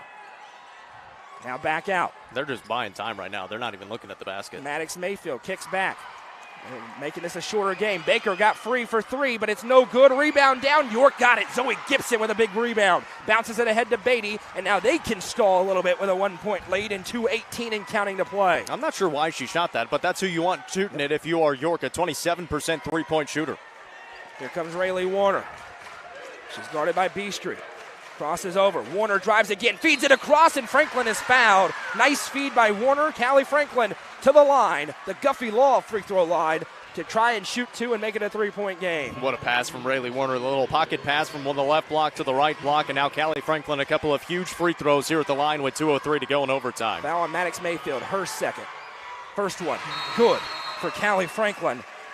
2-point game. This one's huge with how good of a three-point shooting team McMinn Central is. You don't want them to be able to beat you with a three. What a game we've had here. A classic. Franklin's next one. Good. 2 for 2 for Callie Franklin. Ice water in the veins there. Well done by the sophomore. 2 minutes to play. Here's Molly Massingale looking for a bucket. Massingale. Double team. Now she sends back. Massingale working on Beaty. Left hand dribble. Kicks back. Now loaded. Got it and a foul. And that one is one that York will want to have back as Franklin tried to get the steal, and Beastry, who's been ice water, going to go to the line to shoot 2. But York trails by leads by 3, so they'll feel okay. I don't hate that. 1:46 to play. You've been saying it. That is the 4th foul on Callie Franklin now. But that could be problematic. That could be big. But you're up by 3. They can't tie it, and now you get a miss. Free throw's no good, and it's a problem because York really doesn't want to go anywhere deeper into their bench. Cooper out of the game with 5 fouls. They don't want to play more than 6 in this one, as the next one is good. Beastry got the friendly roll back to a 2-point game. She's got 21 tonight. Pile to inbound, gets it into Reese Beaty.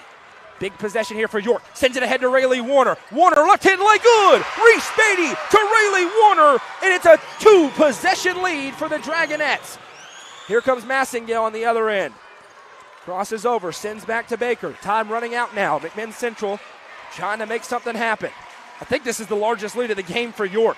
Driving in, step through, underneath Beastry. No, rebound tipped. Can they save it? Yes. Beastry again with the shot, and she finishes for 2. Karina Beastry with a second chance bucket.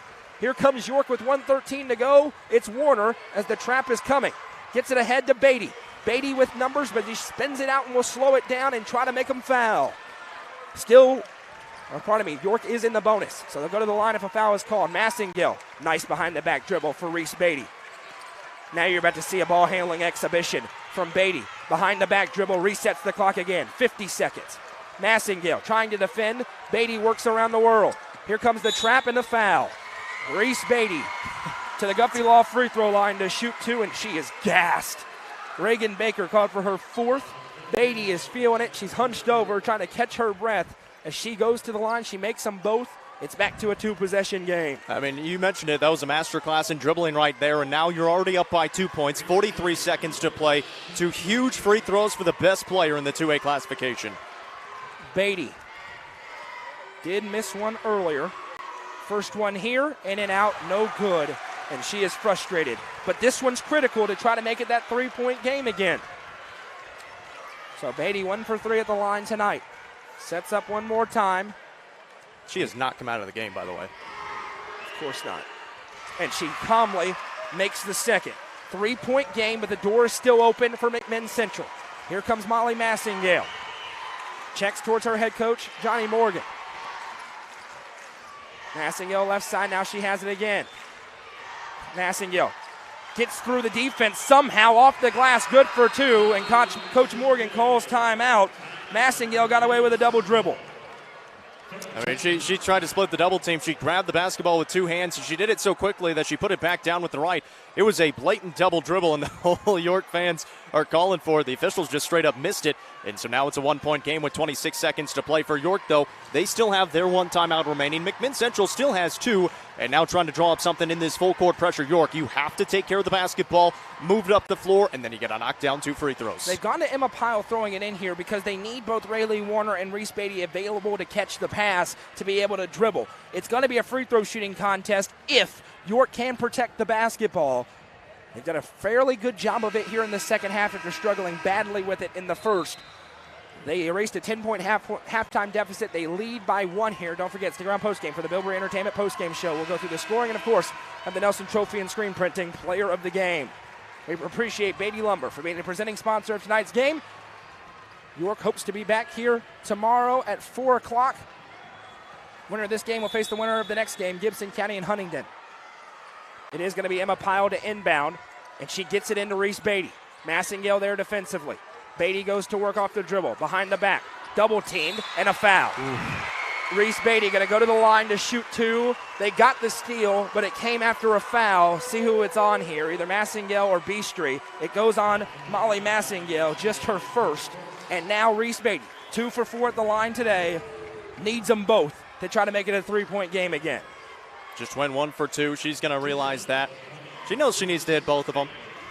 Just a junior, hard to believe. The Miss Basketball finalist flies away the first, and it's nothing but net. That's a big one. This next one is huge. 20.7 seconds to go. Still 1 timeout remaining for York. 3 dribbles for Beaty. Flies it away. Money. 2 for 2 at the line. Back to a 3-point game. 20 seconds. Will York foul and try to send him to the line? Massingale with it. She sends left side. 12 seconds. Now Beastry. 10 seconds. Beastry. 7 seconds. Head fakes. Beastry. Step back. 3 seconds. Beastry puts it up for double overtime. No! York wins! Dragonettes advance on! Final score, York 66, McMinn Central 63, and York does it in dramatic fashion in overtime at the Glass House. What a win. I mean, that was an absolutely phenomenal win. They knock off one of the best teams in the state overall, not just in the Class 2A classification, overall one of the best teams in the state. That is the best win of the season for the York Institute Dragonettes, and their first win in overtime this season. Previously 0-2, now 1-2, and moving on to the semifinals, finally getting that quarterfinal victory after losing last year to Westview. What a job by Reese Beaty as well. A couple of huge free throws. She finishes with 33 points on the night. What a game. We welcome you to the Bilbrey Entertainment postgame show. Bilbrey Entertainment has been serving Tennessee and Kentucky with premier DJing services for over 25 years. Visit Bilbrey Entertainment on Facebook or call 931-397-7535 for more information on how they service everything from weddings, graduations, school dances, fairs, and more. What a game that was. York trailed by 10 at halftime. It trailed by as many as 14 in that first half. By 12 in that first half. And somehow, some way, they came out on fire in the third quarter and were able to withstand the onslaught in overtime to win the game. Scoring is as follows. Reese Beaty with 33 points.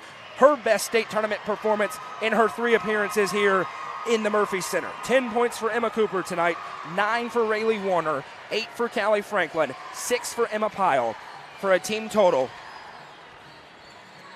of 66. They get it done 66-63 in overtime. It's time for the Nelson Trophy and Screen Printing Player of the Game, Jacob Vincent. Who's it going to today? It's really nice when they make it easy. Last night it was Emmy Lowe for Pickett County. Today it is going to be Reese Beaty, 33 points, 15 of them in the fourth quarter, had 3 more in the overtime period, 18 in the fourth quarter and overtime combined, 33 on the ball game. And we talked about she had 13 in the first half, but wasn't getting help. She got the help in the third quarter, got them back into the basketball game, and then she said, all right, thanks guys, I'll take it from here. Tomorrow, 4 o'clock, against the winner of the next game, Gibson County, who is 35-1 against Huntington. Again, that'll be tomorrow at 4 o'clock. We will be here, back here on the main UCR Facebook page and YouTube channel for an audio broadcast. We need your help to make it happen. Beaty Lumber, I called him last night at 9:30 and said, I just found out we can do this. Can you help us out? I promise I'm going to try and see if we can find some other people because they've been so great to us all year long. So if you're willing to be the presenting sponsor of tomorrow's broadcast, send a message to our Facebook page and we will get you hooked up. We appreciate Beaty Lumber on very short notice. A lot of people hit them up this time of year. They've been huge helping the Dragonettes get here. We appreciate them for coming through for us today. But if you're interested in tomorrow, of course, you'll have your name and logo on the screen during the entire broadcast, and we talk about you the entire game. Send a message to our Facebook page. We will be back here in the Murphy Center at 12:45, not with an audio stream, but with complete coverage of Smith County taking on Gatlinburg-Pittman. The Lady Owls back in the Glass House for the first time in over 5 decades. Coach Matt Farrell and company doing a great job there. We'll see if they get their crack at Gatlinburg-Pittman. Then back here with an audio stream coming up at 7:15 as the Upperman Lady Bees take on Greenville. Pre-game coverage starts at 7 o'clock. Jacob and myself and Rusty will be on the call for that one later on this evening. We hope you'll make your plans to join us. Keep your eyes on UpperCumberlandReporter.com for the latest coverage of the state tournament from Murfreesboro. We're here all week and all next week as well. What a game that was. York gets it done. They're 27-5 now on this season, and in dramatic fashion, in overtime, they defeat McMinn Central 66-63. We appreciate you spending part of your Thursday morning here with us at UCR. We hope you'll do it again later on tonight. Until then, I'm Noah McKay for Jacob Vincent to my left, Madison McKay on camera, and everybody at UCR. Have a good day, everybody.